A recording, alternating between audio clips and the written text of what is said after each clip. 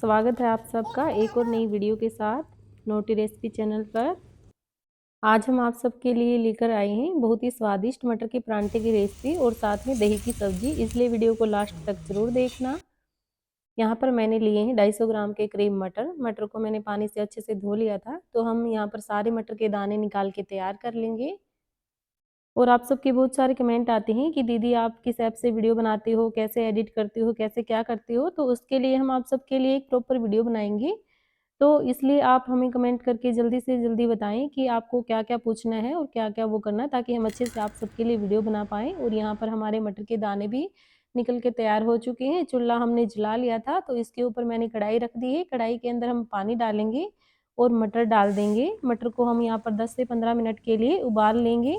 तब तक मैं सिलबट्टे पर कुछ मसाले पीस लूँगी, जिसमें मैंने लिए हैं साबुत वाली हरी मिर्च, तीखे वाली ली है मैंने, 1 अदरक का टुकड़ा, 2 लहसुन की कलियाँ और साबुत धनिए के बीज और जीरा। इन सब को हम सिलबट्टे पर पीस लेंगे।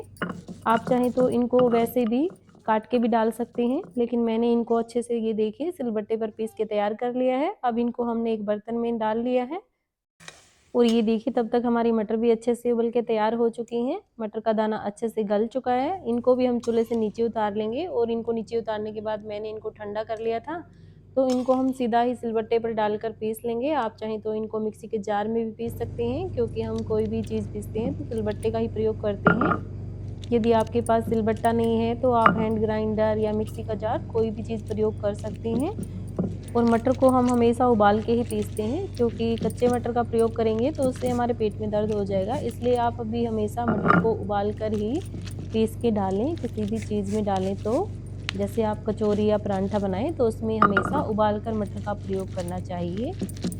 और आपके यहाँ पर मटर के परांठे किस तरीके से बनाए जाते हैं, प्लीज़ हमें कमेंट करके ज़रूर बताना। और आप हमारी वीडियो कहाँ से देख रहे हो ये भी ज़रूर बताना, हमें बहुत अच्छा लगेगा। और ये देखिए हमारी मटर भी पीस के तैयार हो चुकी है। अब इसको भी हम एक बर्तन में निकाल लेंगे।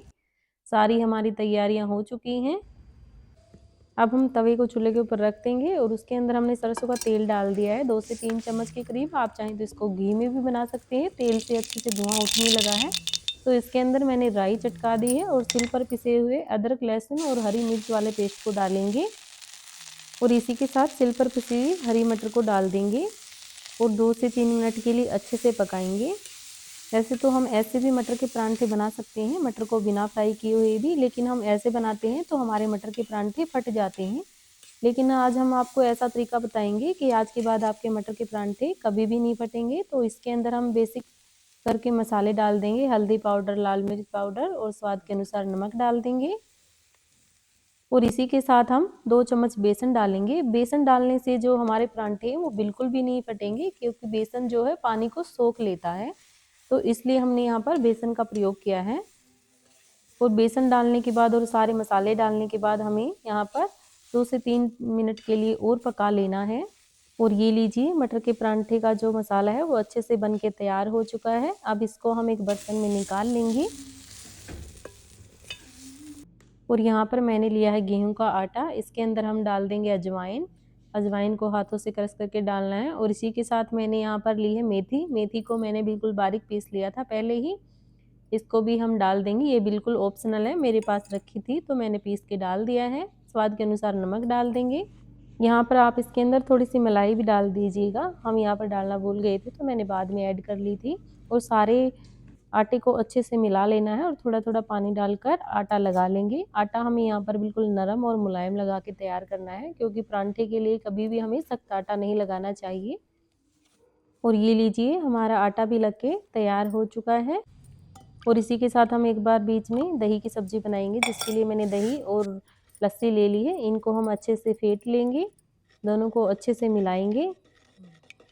और ये देखिए दही को भी हमने अच्छे से फेंट के तैयार कर लिया है। और इसी के साथ हमने लिए हैं 2 बड़े साइज के प्याज। प्याज को हमने छील के पहले ही धो लिया था, तो अब इनको हम टुकड़ों में काट लेंगे। आप चाहें तो इनको बारीक भी काट सकते हैं, लेकिन मैं इनको यहाँ पर मोटा मोटा ही काट के रखूँगी।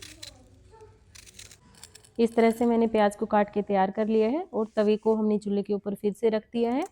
अब इसके ऊपर हम देसी घी डालेंगे, क्योंकि हम जो दही की सब्ज़ी बनाएंगे उसको देसी घी में ही बनाएंगे। और घी हमारा अच्छे से पिघल चुका है, तो 1 चम्मच मैंने इसके अंदर जीरा डाल दिया है। जीरा भी अच्छे से चटक चुका है।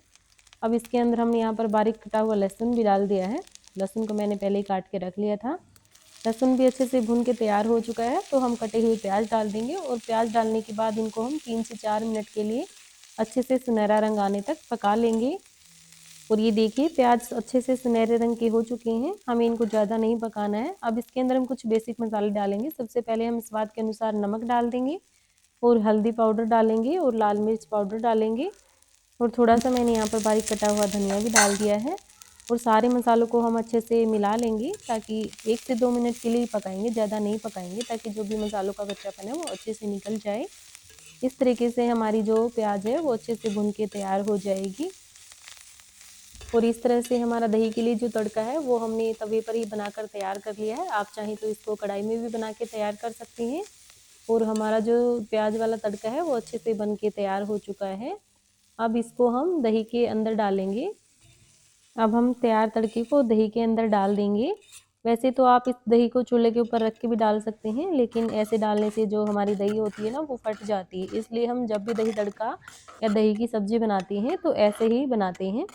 इस तरीके से बनाएंगे तो हमारी जो दही की सब्ज़ी है बहुत ही स्वादिष्ट बन के तैयार होगी और दही बिल्कुल भी नहीं फटेगी। और ये लीजिए हमारी दही तड़का बन के तैयार हो चुकी है। आप चाहें तो इसको दही तड़का, दही टिकारी या दही की सब्ज़ी कुछ भी बोल सकते हैं। सारी हमारी तैयारियां हो चुकी हैं। अब बाकी है परांठे बनाने, जिसके लिए मैंने आटे की एक लोई ले ली है और इसको हम बेलन से रोटी के आकार में बनाएंगे। कितनी बड़ी रोटी बनानी है? अब हम इसके ऊपर देसी घी लगाएंगे। आप चाहें तो इसकी जगह तेल का भी प्रयोग कर सकते हैं। यदि हम परांठे के बीच में घी लगाते हैं तो उससे हमारा जो परांठा है वो अच्छे से फूल जाएगा।